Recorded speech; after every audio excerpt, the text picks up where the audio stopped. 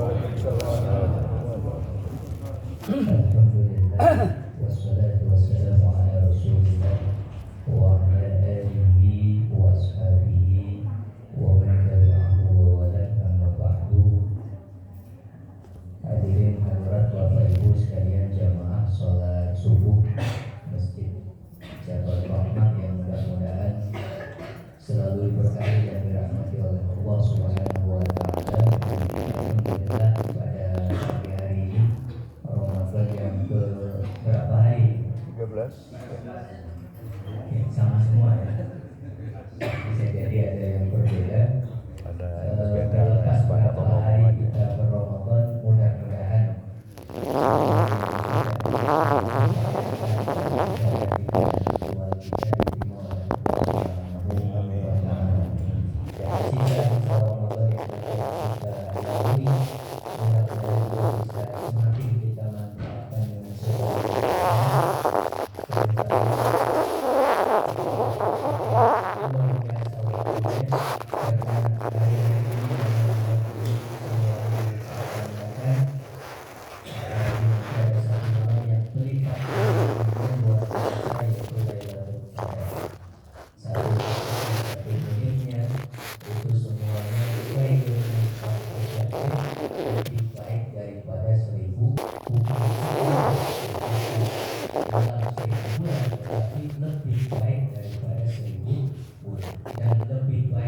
seperti apa itu bisa jadi tergantung pada masing-masing kita memanfaatkan.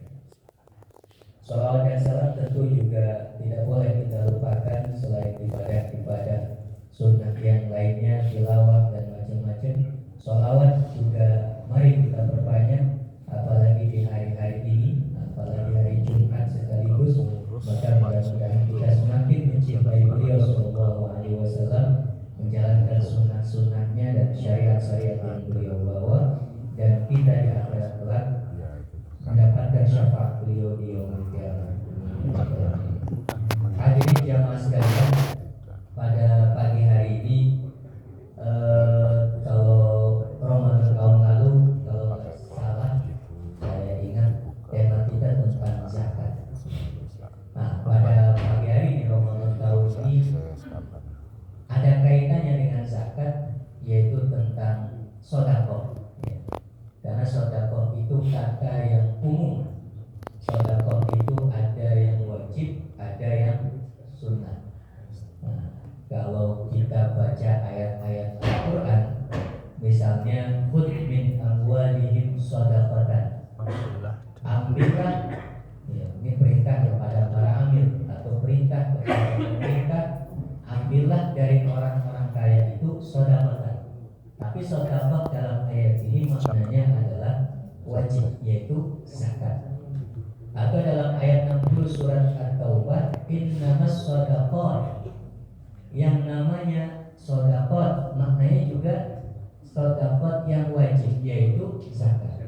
Yang namanya zakat innama itu artinya hanya boleh dibagikan kepada lil-fuqara wal masakin wal 'amilina 'alaiha wal mu'allafati qulubuhum dan seterusnya sampai wa misabil.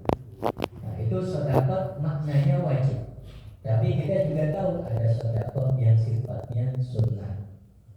Apa? Misalnya hadis yang mungkin sangat sering kita hafal, idza mata ibnu Adam, kalau ada anak Adam meninggal, maka seluruh amalnya terputus, in qata'a amaluhu illa min thalathin, kecuali 3. Salah satu di antara yang 3 itu adalah shadaqatun jariyah. Nah, shadaqatun jariyah di sini adalah shadaqah tapi hukumnya sunnah. Makna shadaqatun jariyah kalau sekedar shadaqah saja maknanya bisa luas. Kita ngasih di kenceng masjid sedekah, kita ngasih apa saja, kita kasih yang sifatnya untuk membantu orang yang memerlukan atau membantu Islam, itu namanya sedekah biasa. Tapi ini sedekahnya ada tambahan, jariyah. Apa itu jariyah? Sedekah yang tidak terputus pahalanya. Kenapa tidak terputus?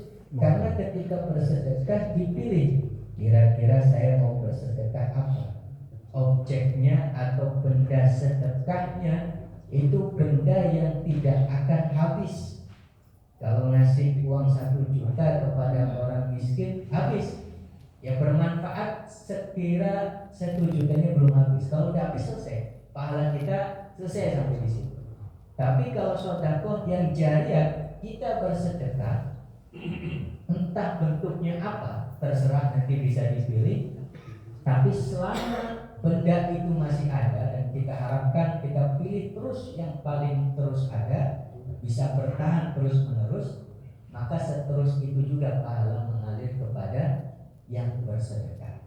Nah, dalam bahasa fikihnya kemudian sedekah jariyah itu dimaknai oleh para ulama kita sebagai wakaf. Jadi kalau dulu kita bicara zakat yang wajib, nah sekarang sedekah yang sunnah adalah wakaf salah satu. Ada banyak yang sunnah, hibah, kemudian wasiat. Kalau ini terkait dengan seseorang pada keluarga atau dengan keluarganya dan seterusnya, salah satu di antara itu semua adalah juga wakaf. Nah, ini menjadi penting karena Ramadan itu dikenal oleh sebagian orang sebagai bulan zakat. Satu nama atau satu identifikasi diri sebenarnya. Karena Ramadan bukan bulan zakat. Bukan bulan zakat. Tidak ada zakat yang ketentuannya dikeluarkan di bulan Ramadan, itu enggak. Zakat itu dikeluarkannya kapan? Ya kalau orang yang zakatnya langsung dikeluarkan, langsung dikeluarkan zakatnya itu misalnya pertanian. Kan panennya nggak harus Ramadan. Kalau kebetulan panen Ramadan ya pas, jadi zakatnya bisa. Apalagi zakat yang bersyaratkan haul, dan haul tidak selalu harus di bulan Ramadan. Kita kalau pas jatuh nisabnya di bulan Rajab, di bulan Sya'ban, maka wajib bayarnya di Rajab atau Sya'ban. Haram ditunda nanti aja pas Ramadan biar pahalanya lebih banyak, nggak boleh. Nah, karena itu akan berakibat mudarat bagi para mustahik. Penunda-tundaan pembayaran zakat harus di Rajab, harus di Sya'ban kalau memang nisabnya jatuh haulnya di bulan Rajab atau Sya'ban. Nah, ini satu keturunan yang banyak terjadi di tengah-tengah masyarakat kita, apalagi memang panitia itu munculnya hanya di bulan Ramadan. Padahal ada banyak lembaga zakat yang terus berjalan bukan hanya Ramadan. Tapi lembaga zakatnya sendiri juga melakukan hal yang sama, yaitu iklan lebih gencar, iklan lebih banyak di jalan-jalan gitu ya. Itu memanfaatkan momentum Ramadan, bayarkan zakatmu dan seterusnya. Seolah-olah hanya di Ramadan kita bayar zakat gitu. Makanya ya di dalam Islam ini memang sesuatu yang sifatnya berbagi ini dimanfaatkan gitu ya. Yang memanfaatkan bukan hanya kadang-kadang yang sifatnya lembaga, tapi juga perorangan juga ada. Misalnya kalau yang perorangan di bulan Ramadan, kalau di Bandung saya tidak terlalu mengamati dan memperhatikan. Di Jakarta itu yang namanya Ramadan, istilahnya apa itu, dinas sosial kepeng ya. Memberikan istilah kepeng, gelandangan dan pengemis. Itu kalau bulan Ramadan bertambah jumlahnya. Kalau hari-hari ini alhamdulillah berbeda dengan yang tahun-tahun dulu, karena ya lumayan lah dinas sosialnya bekerja dengan cukup baik. Tapi tetap ada pertambahan. Kenapa bertambah? Karena kalau bulan Ramadan yang jamaah ke masjid-masjid semakin ramai. Ketika mereka keluar dari masjid, pengemis sudah baris gitu. Di tiap pintu, kalau masjidnya masjid besar, di pintu gerbangnya kan banyak gitu ya. Oh itu udah baris. Dan ya mereka dapat gitu. Mereka dapat. Kemudian bukan hanya di masjid, ya di tempat-tempat yang kira-kira banyak kaum muslimin yang berbagi, mereka akan ikutan memanfaatkan momentum itu. Dan dulu beberapa media itu sampai memberikan melakukan liputan ya, investigasi, ternyata yang seperti itu ada mafianya.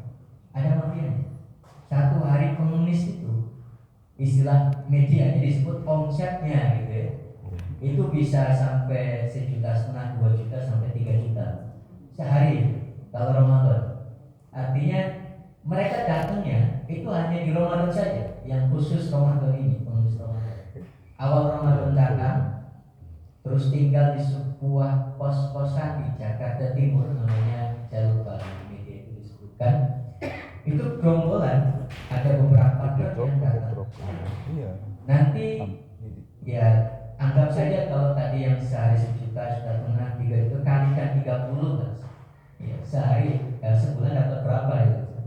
Nah, tinggal mungkin ada setoran atau macam-macam seperti itu. Yang jelas itu cukup besar. Kenapa? Ramadan itu orang Islam menjadi sangat amat baik, banyak berbagi, dan itu yang memang diteladani, dicontohkan oleh Rasulullah SAW. Kata sahabat Ibnu Abbas, Rasulullah itu ajwadun nas, orang yang paling dermawan.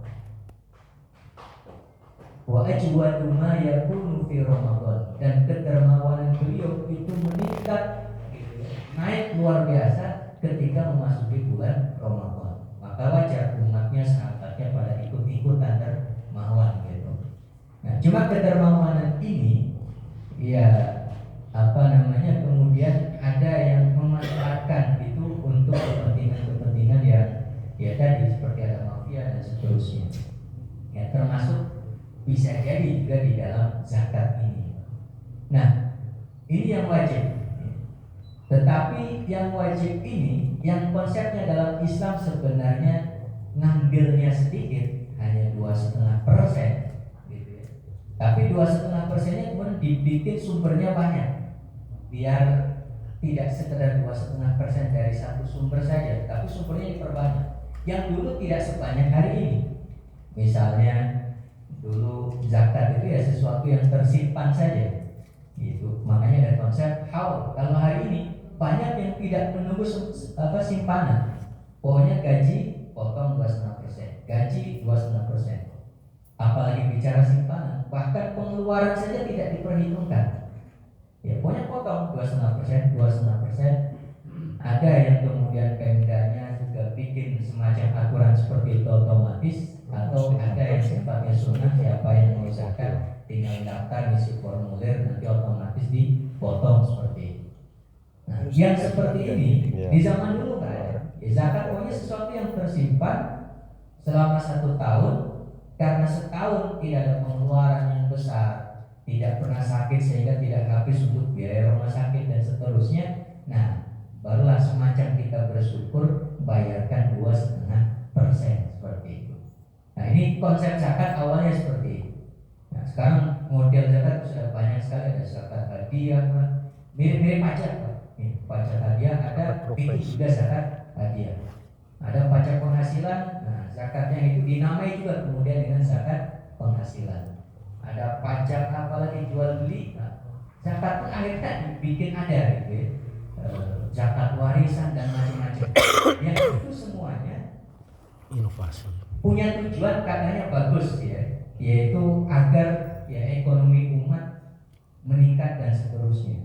Padahal dulu konsep zakat yang sangat katakanlah original itu di masa Umar bin Khattab itu sudah mampu membuat, meskipun bukan satu-satunya instrumen, ya, ada banyak instrumen lain di dalam ekonomi umat. Misalnya di masa Umar bin Khattab di Yaman itu orang sudah tidak lagi menerima zakat. Mu'adz bin Jabal itu di tahun pertama beliau berdakwah, tiba-tiba zakatnya dibawa ke Madinah sepertiga. Umar marah. Zakat itu ya dibagikan di wilayah di mana dia dipungut, kata Umar. Kata Mu'adz, pengennya gitu. Cuma ini sudah saya cari-cari lagi mustahil, ini sisa sepertiga, nggak ada lagi yang menerima. Jadi ini saya bawa ke pusat, silahkan putuskan oleh khalifah kira-kira keputusannya apa. Nah itu semacam fikih baru yang kemudian oleh Umar diijtihadkan. Bagaimana penyelesaiannya? Itu sepertiga di tahun pertama saja bikin Umar marah. Tahun berikutnya 2/3. Kok nambah lagi gitu? Tahun kemarin aja saya udah bingung bagaimana ini, apakah boleh dibagi di tempat lain atau tidak gitu.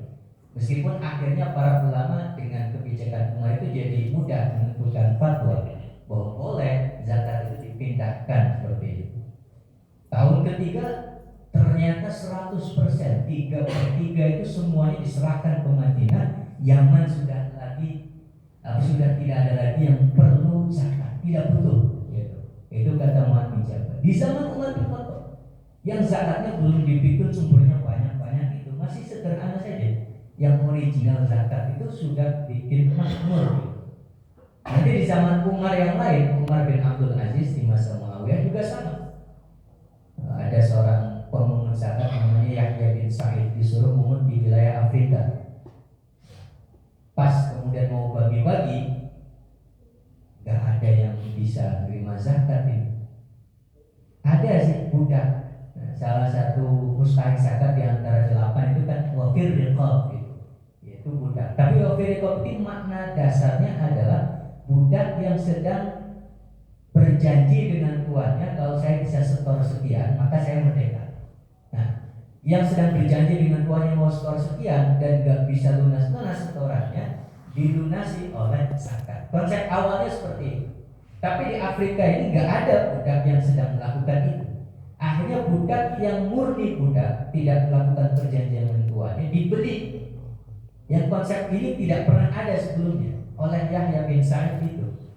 Kenapa dibeli? Ya mereka tidak melakukan perjanjian, sudah dibeli aja dengan harga yang harga budak itu mahal, kayak harga mobil mahal lah hari ini gitu, satunya. Dibeli itu banyak budak kemudian dimerdekakan. Yang itu ya fikih baru juga di masa itu, karena tidak ada konsep zakat untuk wafir riqab dengan cara membeli budak, itu enggak ada. Kenapa? Bukan itu enggak ada lagi. Ya udah cara-cara satu-satunya cara yang membeli budak dimerdekakan.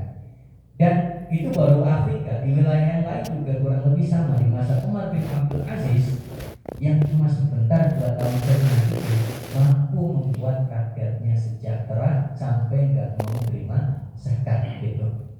Ya, tentu faktor utamanya jangan dilihat hanya zakatnya saja. Ya, kalau sekedar zakatnya orang pada bayar zakat luar biasa, tapi kalau pemimpinnya itu membuat sistem ekonomi yang memelihara fakir miskin dan orang-orang terlantar gitu ya. Maksudnya dipeliharanya bukan dipelihara dikasih ini itu dan seterusnya, tapi biarkan mereka tetap ada gitu. Karena fakir miskin itu kayak jadi aset yang 5 tahunan bisa dimanfaatkan gitu. Nah, kalau pemimpinnya model yang kira-kira tidak menyejahterakan, tidak adil seperti kedua umat ini, dan zakat dipaksa untuk menyejahterakan umat, itu kasihan zakatnya, gitu, kasihan zakatnya. Tapi hari ini seperti itu, namanya zakat mampu membuat ekonomi umat begini begitu dan seterusnya. Iya, kalau pemimpinnya adalah umat tadi, itu bisa zakat, gitu. Dan tidak hanya zakat, sebenarnya ada banyak instrumen yang lain. Tapi itu tadi, zakatnya kemudian juga selain dari sisi sistem ekonomi dan seterusnya, sistem zakat pun ya terbeli juga. Ya ini kasus kita sudah punya undang-undang zakat, undang-undang wakaf dan seterusnya, tapi ya tetap ada beberapa hal yang harus kita benahi, harus kita luruskan. Tugas yang membenahi undang-undang dan seterusnya nanti ada lagi, tapi di sisi para kaum muslimin sendiri harus tahu konsep zakat yang sebenarnya seperti apa. Karena ya seperti konsep-konsep lain di dalam Islam selain zakat, intinya yang berbau syariat itu kadang-kadang dimanfaatkan oleh pihak-pihak yang tidak bertanggung jawab, dan itu merugikan umat sendiri. Ya kita sering dengar informasi berita tentang properti syariah gitu ya, KPR syariah dan seterusnya. Ternyata di akhir cerita adalah yang rugi banyak, rumahnya belum dibangun atau belum ada dan seterusnya. Kenapa? Ya syariat itu memang layak untuk dijual hari ini. Banyak orang yang sedang bagus sekali, patut kita syukuri, berpegang pada syariat. Tapi karena saking banyaknya, ya itu juga dimanfaatkan. Kita kaum muslimin terbesar di dunia, pasar yang sangat luar biasa. Ya zakat, syariah, termasuk sedekah ini. Nah itu juga pasar gitu. Ya pasar. Asal ustadznya bilang tentang sedekah atau zakat juga untuk para ustadz dan seterusnya, walaupun itu ada pandangan ulama sedikit sekali yang mengangkat demikian. Jadi kampung-kampung banyak Pak. Saya bayar zakatnya ke ustadz saja gitu. Itu kalau ustadznya yang tidak berada masih masuk akal, bisa diterima. Tapi kalau ustadznya sudah kaya raya dan seterusnya, masih juga bayar zakat kepada yang kaya ini, wah ini kezaliman juga gitu ya, yang harus diluruskan. Itu baru dari satu sisi Pak, yang namanya zakat, yaitu katakanlah filantropi yang wajib di dalam Islam. Yang wajibnya itu hanya orang-orang tertentu saja dengan syarat-syarat yang tertentu lagi, sangat ketat sekali persyaratnya di dalam zakat. Nah, di sisi yang lain, yang sifatnya sunnah ini yang justru jarang tersentuh, yaitu ada satu konsep yang namanya wakaf. Mungkin saya sebutkan sekarang kita bicara fikih wakaf. Kenapa? Karena zakat ini sudah banyak lembaganya, udah bagus-bagus, tinggal perlu pembenahan di banyak sisi itu tadi. Nah sekarang wakaf yang masih jarang. Sudah ada badan wakaf Indonesia, tapi masih belum sebanyak zakat seperti itu. Wakaf itu bagaimana? Dalam Islam wakaf itu, kalau kita lihat ayatnya yang paling sering dijadikan sebagai landasan wakaf adalah awal dari juz 4 itu. Lan tanalul birra hatta tunfiqu mimma tuhibbun. Dan hadis tadi, kalau ada seorang meninggal maka terputuslah amalnya, yaitu kecuali 3 hal, salah satunya adalah sedekah jariyah atau wakaf. Kalau kita lihat tafsir ayat tadi, lan tanalul birra itu biasanya akan memberikan contoh wakafnya Abu Talha, yaitu seorang yang kaya raya, punya tanah luar biasa banyak. Kemudian mendengar ayat itu, saya tidak akan mendapatkan albir, kebaikan yang sempurna, kecuali kalau menafkahkan atau menginfakkan yang paling saya cintai. Maka harta yang paling saya cintai itu kebun Buraifah namanya, sekarang udah jadi Masjid Madinah gitu ya, Masjid Nabawi. Nah kebun ini kebun yang paling subur, kebun yang paling bagus. Lapor kepada Rasulullah, ya Rasulullah, kebun ini paling saya cintai di antara banyak kebun saya yang lainnya. Maka terserah untuk engkau ya Rasulullah, mau apa? Saya serahkan. Rasul kemudian memberikan saran, ini aja, tetapkan pokoknya, maksudnya jaga biar tidak hilang, tidak kemana-mana. Nah, nanti umat Islam bisa mendapatkan manfaatnya. Jadi ada pokok bendanya itu yang bisa terus-menerus ada, manfaatnya nanti yang bisa membuat kamu dapat pahala terus-menerus. Nah itu lantanalul birra, konsep wakaf itu. Akhirnya sahabat bukan hanya Abu Talha, banyak di antara mereka kalau dapat rampasan perangnya, kita jangan berpikir rampasan perang itu cuma senjata atau termasuk budak dan seterusnya. Tanah itu juga rampasan perang. Khaybar itu dulu wilayahnya Yahudi.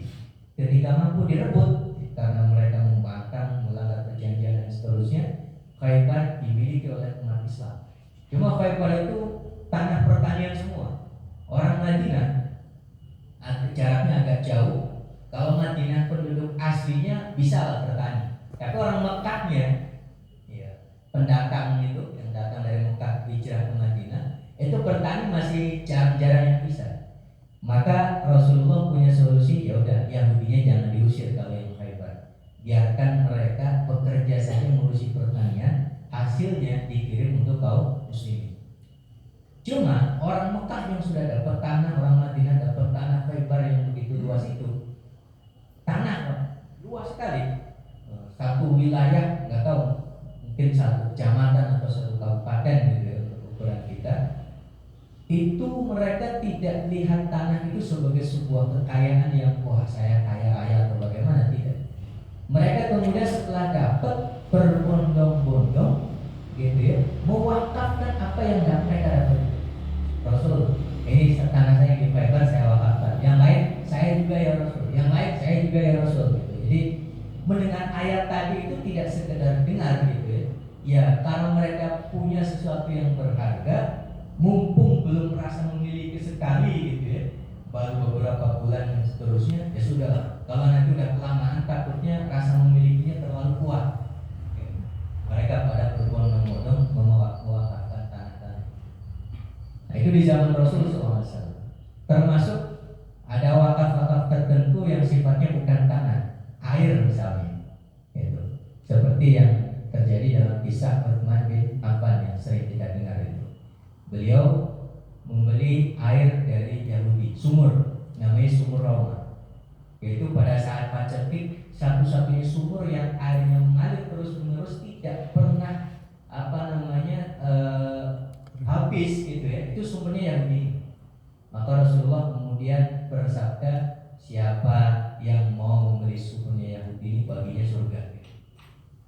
Tapi ada yang mau beli, harganya mahal, nggak ada yang kuat. Utsman orang kaya nawar, memang mau nawar berapa gitu. Kata orang, saya nggak mau jual gitu. Ya udah, berapa lah, paling tinggi tentukan. Enggak, saya nggak mau jual. Ya mending punya sumur, tiap hari ongkang-ongkang kaki, setiap ada orang nimba, ada pemasukan, ngapain dijual gitu. Umar terus mendesak dengan harga yang disebutkan terus segini, sampai harga yang sangat tinggi gitu ya. Membuat orang Yahudi agak-agak mulai goyah gitu. Oh bolehlah, tapi gini aja, biar saya tetap memiliki sumur itu, saya jual setengahnya saja. Maksudnya setengahnya gimana? Perhitungannya gini aja, sehari milikmu, sehari milikku gitu. Oh ya boleh, kata Utsman, gak ada masalah. Itu harganya sudah berlipat-lipat, tapi pun dijual cuma setengahnya. Karena Yahudi juga pengen segera dapat uang cash besar gitu. Akhirnya deal. Harganya tinggi sekali. Tapi setelah Utsman beli, tidak kemudian dimanfaatkan. Sekarang giliran ke saya yang mau bayar, ambil air, bayarnya ke saya. Kalau pas harinya hari saya, kata Utsman.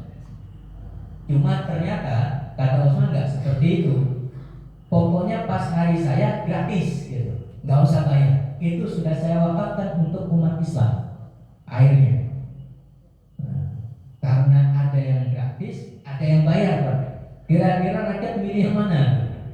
Masa kan milih yang gratis? Oh besok bayar ya, besok aja ngambilnya yang banyak gitu. Pas hari yang gratis, pas hari yang bayar sepi. Yahudi bingung, waduh sepi. Pas hari yang gratis berbondong-bondong orang pada ngambil. Ini Yahudi mikir, dah rugi ternyata, saya nggak kepikiran sampai sini. Terus Utsman, dah setengahnya beli lagi gitu. Nah kalau sudah bilang seperti itu, Utsman udah bisa berpikir, saya nggak mau beli kalau setengahnya, harganya segitu, enggak ya harganya setengahnya lah, nggak mau gitu.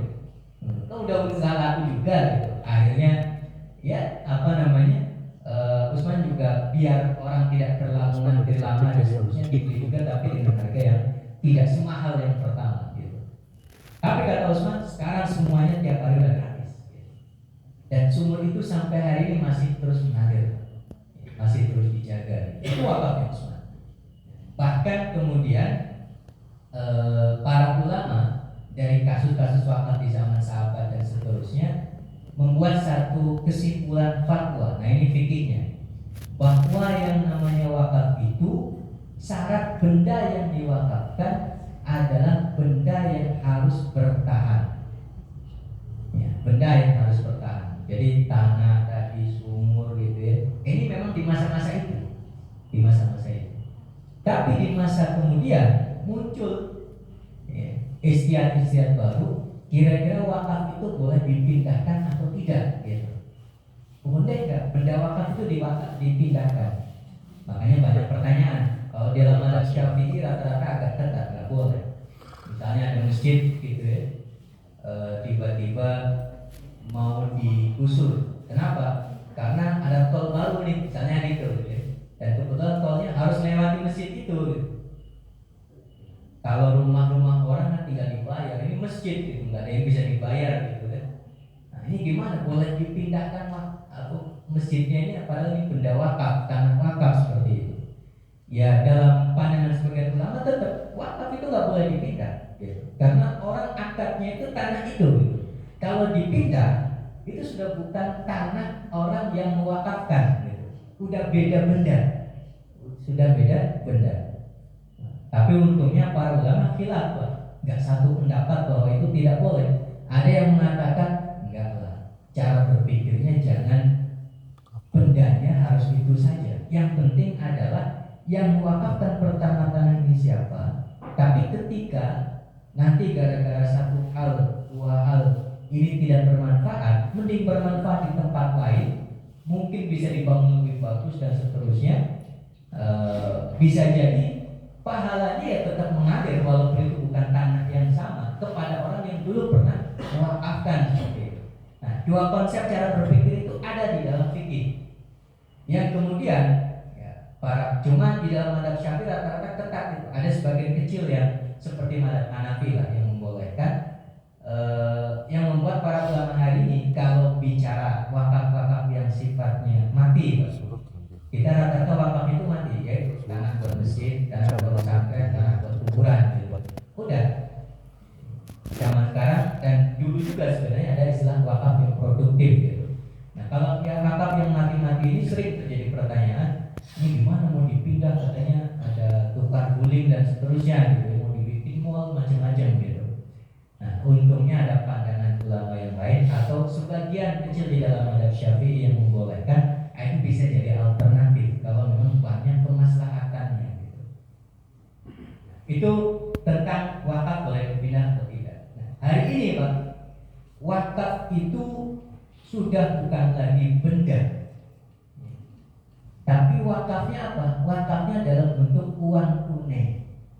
Jadi wakaf uang tunai. Kenapa? Ya tidak semua orang bisa punya benda atau harta dalam jumlah yang besar seperti tanah seperti itu kan lumayan. Atau ketika punya juga ngeluarinnya agak berat gitu. Tapi kalau wakafnya uang sekedar 1 juta, 2 juta sampai 5 juta kayaknya saya bisa nih gitu. Tapi apakah bisa? Uang ini kan nggak bisa istilahnya kayak tanah yang bendanya tetap ada, kemudian bisa bermanfaat ketika dengan benda itu gitu. Uang itu baru bisa bermanfaat ketika dipakai untuk jual beli, ketika dipakai untuk apa seperti itu, atau dibikin dihutangkan kepada orang lain, itu baru bermanfaat. Tapi ketika jual beli dihutangkan, nanti kan baliknya sudah bukan uang itu lagi. Kalaupun uang bisa dimanfaatkan dalam batas-batas tertentu itu, maka kemudian para ulama berbeda lagi. Apakah wakaf uang tunai itu sah jadi wakaf atau tidak? Bendanya itu udah nanti berubah-ubah gitu. Bendanya berubah-ubah. Lagi-lagi ada khilafiyah di antara para ulama. Karena dulu ada memang hadisnya gitu ya, tentang wakaf uang itu atau istilahnya wakaf emas perak kalau di zaman dulu gitu ya. Nah, cuma para ulama ada yang mengatakan bisa gitu ya. Asal emas peraknya, kalau dulu emas perak kan tidak hanya bicara tentang uang, tapi juga perhiasan. Kalau emas peraknya perhiasan bisa jadi wakaf. Kok bisa perhiasan jadi wakaf? Ya bisa. Di masa kegemilangan umat Islam, Pak, yang namanya wakaf itu bentuknya jadi macam-macam. Jadi ada semacam perhiasan, bukan hanya perhiasan, apa namanya, alat-alat yang dibutuhkan ketika ada resepsi pernikahan. Misalnya kalau kita hari ini ya apa aja itu, buat pelaminan, buat pakaiannya pengantin dan seterusnya. Kan tidak semua orang mampu menyewa itu. Di masa kegemilangan wakaf itu pernah terjadi, wakaf itu dibuat untuk apapun kemaslahatan umat. Salah satunya adalah dibikin hal-hal yang kira-kira orang tidak mampu apa, seperti alat-alat itu tadi. Nanti orang yang mau nikah silahkan ambil bebas, nggak usah bayar gitu. Termasuk ada gedung misalnya, kalau hari ini butuh gedung pernikahan, gedungnya juga wakaf gitu. Jadi orang yang memanfaatkan gedung itu asal jadwalnya sudah pasti, biar nggak rebutan, biar nggak antri, ya udah manfaatkan tanpa harus bayar gitu. Apalagi itu semua, bahkan ketika di zaman dinasti Ayyubiyah itu ada istilahnya orang peternak sapi, kemudian dibeli semuanya, diwakafkan. Sapi ini pokoknya daging-dagingnya, kemudian yang menghasil susu semua diwakafkan. Jadi di zaman itu susu gratis itu udah biasa. Bukan sekarang ini baru program gitu ya. Dulu udah ada susu gratis gitu. Pokoknya karena ini penting. Gratis. Bahkan ada yang unik. Di wilayah Syam itu ada pegunungan bagus sekali, indah sekali, ada villa-villa di situ. Tetapi yang bisa menikmati rata-rata ya orang kaya. Nah, itu di dinasti Ayyubiyah itu di masa Muawiyah. Ya. Melihat itu, pimpinannya, khalifahnya lihat ini orang-orang yang bahagia kok mereka saja. Ya udah saya bikin villa juga sama, banyak jumlahnya, cuma dibuat ini gratis bagi yang belum pernah lihat di villa. Itu dari mana? Oh iya. Bukan dari negara, gitu ya. Tapi umat Islam mewakafkan hartanya, kemudian dikelola oleh para nadir-nadir wakaf yang terpercaya, yang sekaligus profesional, dikembangkan itu semuanya, maka apapun itu semuanya jadi ya, universitas tertua di dunia kan dari Islam, ya, bukan Al-Azhar ya, tapi Universitas Qorowiyin di Fas. Fas itu Maroko. Itu ada dua wanita namanya Fatimah dan Maryam mewakafkan tanahnya untuk masjid. Jadi Universitas Islam rata-rata berawal dari masjid. Bangun masjid tapi ada kegiatan belajar mengajar di situ. Ya sekarang jadi universitas. Kemudian di Tunis ada Zaitun, di Mesir ada Al-Azhar. Itu semuanya dari wakaf. Wakaf. Tapi nadirnya itu selain amanah, yaitu tadi pintar gitu untuk mengelola biar menghasilkan, biar terus bertumbuh. Ya, bahkan Al-Azhar hari ini Pak, udah umurnya 1000 tahun lebih gitu ya, 1 milenium lebih, itu mampu menggratiskan terus menerus setiap pelajar Islam di dalam bidang agama itu gratis. Bahkan ada yang dikasih beasiswa total. Dari mana? Wakaf. Wakafnya lagi-lagi sudah tidak lagi dalam bentuk tadi cuma tanah gitu. Tapi produktif itu tadi, yang mana ketika wakaf produktif memang dalam benda-benda tertentu atau benda wakaf tertentu akan menjadi khilafiyah dari sisi fikihnya. Tapi itulah yang membuat ekonomi umat di masa itu sangat makmur luar biasa. Jadi yang sunnah-sunnah itu dikembangkan luar biasa seperti wakaf. Yang wajib zakat itu tidak perlu dipaksa-paksa dari sumbernya banyak gitu. Biar ini dari wakaf saja. Di dalam pendidikan misalnya banyak universitas gratis di masa itu. Kenapa? Karena kata para ulama, misalnya Imam Syafi'i kan mengatakan, ya ilmu terbaik itu adalah ilmu adiyah, ilmu agama. Maka guru-gurunya, dosen-dosennya kalau kita hari ini gitu ya, gajinya adalah gaji paling besar di antara semua profesi di masa itu. Guru, ya, guru ngaji gitu ya, itu gajinya paling besar. Nah, yang kedua, karena kata Imam Syafi'i ilmu adiyah, berikutnya adalah ilmu abdan. Abdan itu ya badan gitu. Jadi katakanlah kedokteran medis gitu lah. Itu yang kedua, level gajinya terbesar kedua setelah para masyayikh, para ulama seperti itu. Itu dari mana? Wakaf. Jadi udahlah kampusnya gratis, tapi bukan berarti ketika kampusnya gratis gaji gurunya kecil, enggak gitu ya.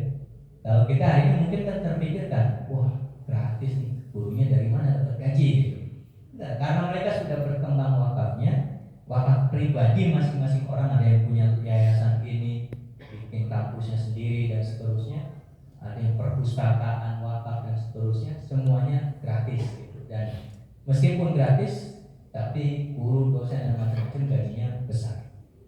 Itu semuanya dulu gitu ya. Nah sekarang ini ya masih banyak yang melakukan itu.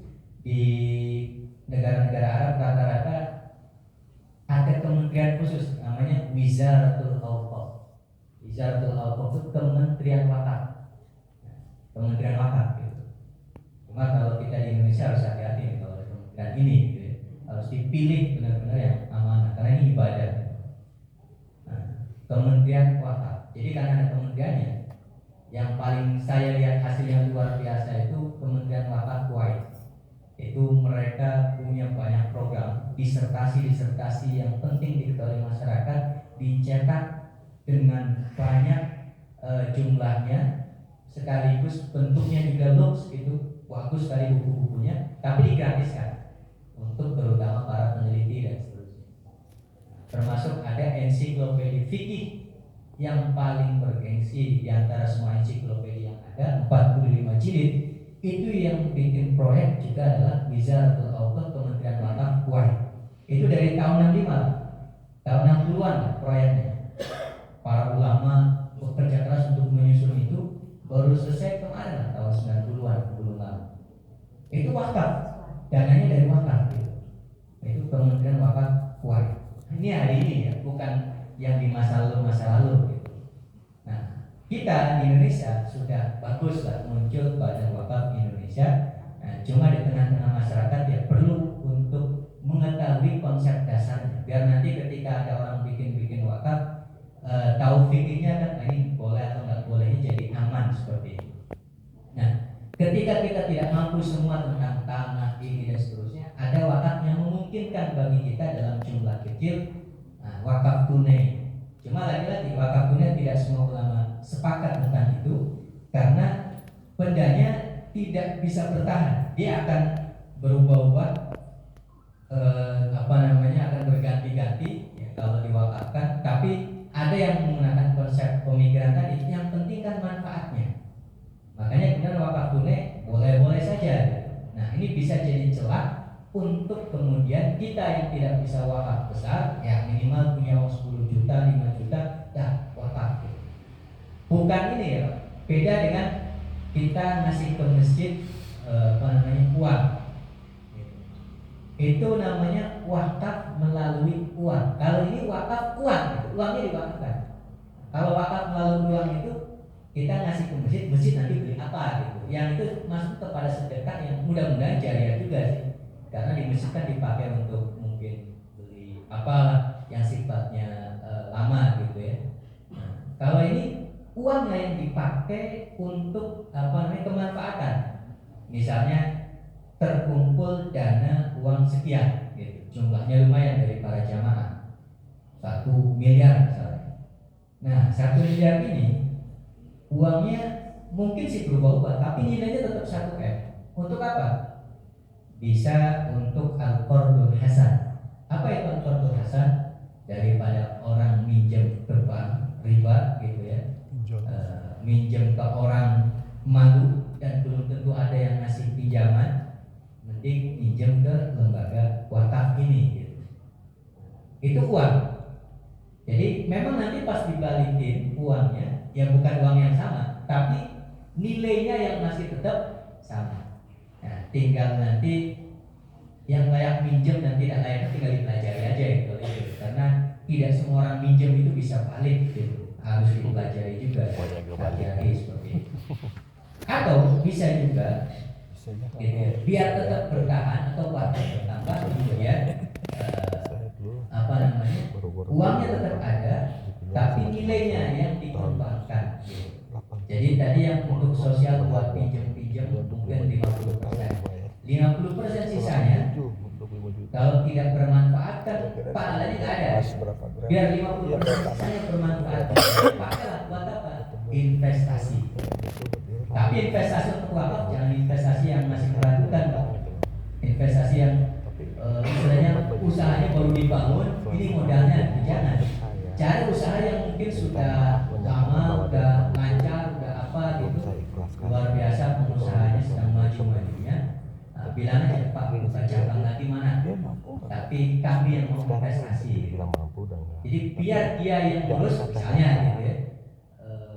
Kalau lebih tahu lah tentang ilmu ini, maksudnya untuk wakaf hati-hati jangan sampai kalau memang mau berinvestasi tapi pada sesuatu yang masih ragu-ragu gitu. Tapi yang kira-kira setelah dipelajari, melakukan studi, wah ini keuntungannya bisa dikatakan meskipun tidak ada istilah untung pasti gitu ya. Saya berdasarkan studi lumayan misalnya. Nah, di situ pas usaha-usaha yang seperti itu kan bulanannya bisa masuk kembali ke lembaga wakaf.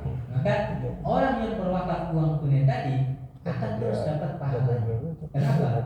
Karena tadi ini tadi sudah buat qardul hasan gitu ya, tanpa ada prinsip itu ya baiknya segitu kapanpun dia mampu untuk melakukan pengembalian. Mungkin untuk beasiswa juga bisa. Untuk apa yang di dalam zakat itu dibatasi sekali. Kalau wakaf ini kan bisa untuk membangun pesantren, bangun perpustakaan, bangun apapun, luas sekali. Tapi kalau zakat itu nggak bisa, Pak. Dibikin masjid nggak boleh zakat untuk masjid itu nggak bisa, nggak sah gitu. Jadi ini zakat saya buat masjid nggak boleh, atau buat pesantren nggak bisa. Pokoknya zakat itu hanya diperuntukkan untuk 8 asnaf saja, hanya 8 asnaf saja. Selain 8 asnaf ini tidak boleh ada orang yang menerima zakat. Tapi kan dia butuh, misalnya ada ya yang zakat nggak bisa, non muslim misalnya, non muslim itu nggak boleh terima zakat. Kalau terima wakaf bisa. Di Madinah atau di masa-masa Islam kan non muslim juga ada gitu. Non muslim tidak semuanya kaya. Kalau hari ini kita seringnya ada non muslim kaya gitu ya. Bahkan orang paling kaya di Indonesia 10-nya misalnya, di antara orang paling kaya berapa? 8 orang atau 9 atau jangan 10-nya itu orang non muslim semua gitu. Nah, kalau dulu Islam lagi jaya-jayanya, non muslim banyak yang tidak kaya juga seperti itu dihidupkan mereka, dikasih gitu, biar hidup gitu, dikasih makan, kasih minum, kasih tempat tinggal. Dari mana? Wakaf. Kenapa? Kalau wakaf boleh atau non muslim gitu. Tapi kalau zakat nggak bisa, non muslim nggak bisa terima, nggak boleh. Karena syaratnya mustahik harus muslim. Manfaat wakaf. Kecuali salah satu pos mustahik bernama mu'alaf. Nah, kalau mu'alaf kan ada dua. Ada mu'alaf yang muslim, ada mu'alaf yang masih kafir gitu. Kalau mu'alaf yang muslim yang baru masuk Islam, yang masih ini kira-kira di Islam menguntungkan atau tidak gitu, masih berpikir macam-macam misalnya, kita kuatkan keimanannya dengan zakat gitu. Tapi kalau mu'alaf udah bertahun-tahun tidak lagi disebut mu'alaf, Pak. Hari ini orang sering menyebut ini mu'alaf nih, kapan masuk Islamnya? 15 tahun yang lalu. Wah, itu udah bukan mu'alaf. Kalau dia sudah bisa 15 tahun bertahan di Islam, udah kuat gitu. Sudah tidak berhak lagi dapat zakat gitu. Dapat zakatnya di bulan-bulan pertama aja. 15 tahun terus-menerus dapat zakat ya enggak gitu. Enggak boleh. Atau bahkan bukan hanya mu'alaf saja, disebutnya bertahun-tahun, bahkan sudah jadi ustadz pun kita masih menyebutnya ustadz mu'alaf gitu. Kalau mu'alaf itu orang yang Islamnya nggak kuat, jadi sudah jadi ustadz, harusnya kan Islamnya sangat kuat gitu. Tapi tetap meskipun sudah jadi ustadz, tetap disebut ustadz mu'alaf. Nah, kita di masyarakat masih seperti itu gitu. Nah, ini mu'alaf yang muslim. Nah, mu'alaf yang non muslim juga ada. Dulu di masa Rasul SAW ada pimpinan satu wilayah non-muslim, kemudian dikasih zakat oleh Rasulullah 100 kambing. Beberapa bulan kemudian kasih lagi 100 kambing. Satu kambing misalnya 3 juta itu 300 juta itu. Hampir berturut-turut beberapa kali itu. Ya, berapa miliar Rasul kasih. Dalam rangka apa? Pertama, biar kaum muslimin yang ada di situ aman. Dalam rangka itu mengamankan kaum muslimin yang tinggal di wilayah yang dipimpin oleh dia ini. Nah, jadi untuk mengamankan mereka. Kedua, ya untuk mentaklif pimpinan ini. Kok saya dikasih terus gitu. Lama-lama luluh juga. Ya sudah, saya masuk Islam aja gitu. Ternyata sudah Islam gak jadi kasih lagi gitu. Nah, tapi sudah kuat keislamannya. Nah, atau selain untuk keamanan, saya juga untuk menarik masyarakatnya juga. Di sana banyak yang ketika melihat ini, wah ternyata Islam kaya gitu. Yaudahlah, saya masuk Islam. Walaupun niatnya masih seperti itu, tapi lama-lama ketika ada edukasi kepada mu'alaf-mu'alaf ini, lama-lama juga mereka sadar Islam dengan sesadar-sadarnya seperti itu. Nah, itu dari zakat, bisa mu'alaf kepada non-muslim kafir yang seperti itu. Tapi dalam bentuk yang secara umum, kafir itu nggak boleh menerima zakat. Karena ada kafir-kafir yang tidak beruntung, ya wakaf solusinya. Atau dana yang lain pokoknya selain zakat, sedekah lah atau apa seperti itu. Nah, dengan wakaf itulah ekonomi umat itu kemudian ditopang luar biasa selain dengan zakat. Katakanlah zakat itu konsepnya seperti P3K. Tapi kalau wakaf itu uang yang melimpah ruah gitu. Kok zakat P3K? Ya. Kalau kita melihat omset lembaga zakat, Basnas dan seterusnya bukan kayak P3K lagi, itu gede sekali gitu. Targetnya juga luar biasa. Tapi sebenarnya konsep awalnya itu bisa dikatakan mirip-mirip P3K gitu. Yaitu ketika ada orang miskin, biar dia terpenuhi kebutuhannya dari zakat. Ada orang fakir, ada mualaf, ya, dalam kondisi-kondisi itu saja gitu. Atau tadi ada orang budak yang harus dimerdekakan, ada orang berhutang nggak bisa lunas-lunas, sudah terlilit, apalagi ada bunganya dan seterusnya, kita bantu dengan zakat. Hanya dalam rangka-rangka seperti itulah zakat disyariatkan gitu. Tapi untuk kepentingan yang sifatnya lama, kepentingan yang keberlanjutan dan seterusnya, maka non zakat yang sifatnya sunnah-sunnah itu posnya, itu pintunya, silakan dimanfaatkan dengan sebaik-baiknya. Ini dari sisi filantropi Islam. Ada yang wajib zakat, ada yang sunnah-sunnah, wakaf, hibah, hadiah dan seterusnya itu. Kalau itu berkembang luar biasa, nah ekonomi umat luar biasa juga. Tapi dengan catatan sistem ekonominya juga yang harus adil dan seterusnya seperti itu. Ditambah di sisi lain, kalau ini kan filantropi sifatnya sukarela ya.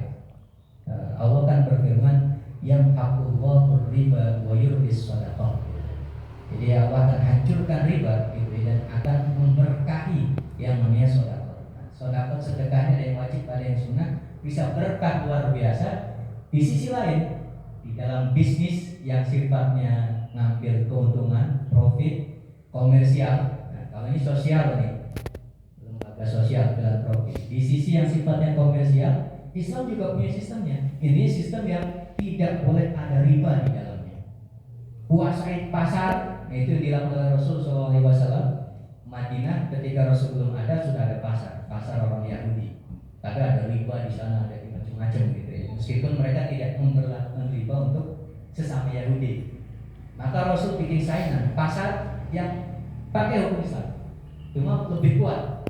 Ini yang membuat Yahudi bahwa ini koin kok marah, pasarnya kok rame gitu.